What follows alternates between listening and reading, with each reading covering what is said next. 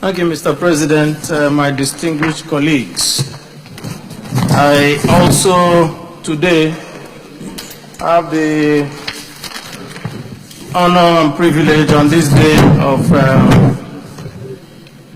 of disinfectants and deodorants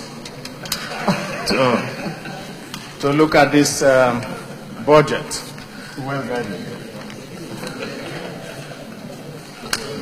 Mr. President, this is indeed a budget. Sorry, just a second. Chief Whip, you play a role as timekeeper this afternoon. 5.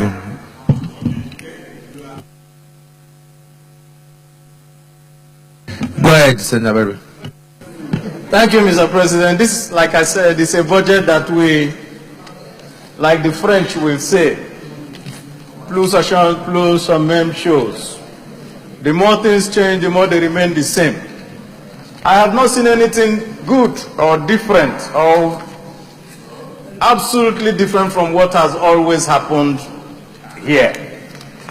A budget of 7.3 trillion and a capital expenditure of 2.24 trillion and a borrowing of 2.4 trillion.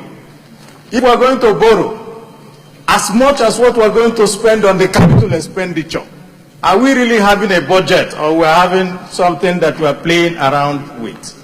So, Mr. President, distinguished colleagues, something needs to give here, and I want to say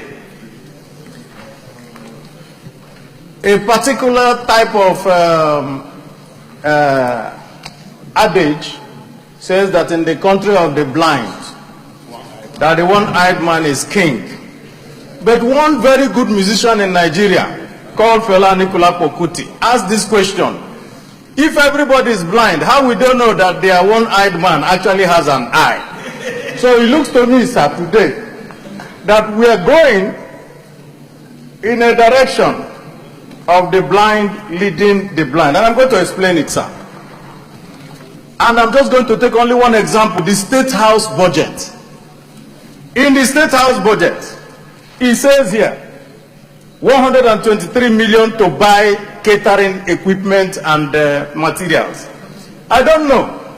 Did they throw away the one they did last year? They spent 94 million last year to buy catering equipment. They're coming back again to buy another catering equipment. What are they doing in that State House that they're always buying catering equipment? I don't know.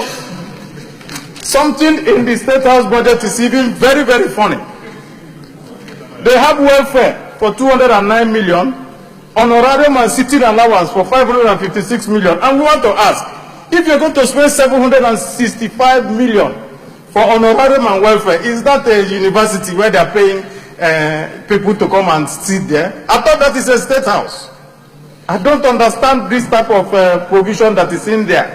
So we must also ask ourselves, for those in that State House who were claiming that we in this National Assembly were buying vehicles, there's a provision for almost, how many? 5 BMW cars.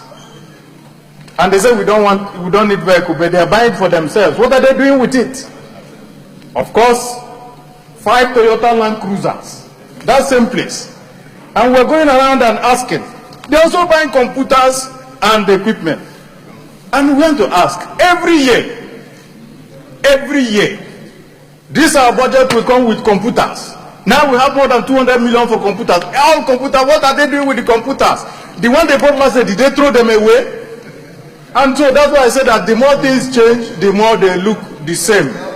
And we want to know who is leading who here. And that's why I'm asking, Mr. Leader, I have seen your every good thing that you have written here. And you have to come back to come and tell Nigerians, this thing that you have written here, that this budget is designed to stimulate. How are you going to stimulate by driving away private sector? You want to borrow 30% of this budget. Who will lend this money to you? And if there's no borrowing, that means that no, this budget will not also be implemented. And so we now come down to the fact of implementation. Of course, If you're unable to get any money, how are you going to implement? And then we're going to end up again coming back next year saying the same thing.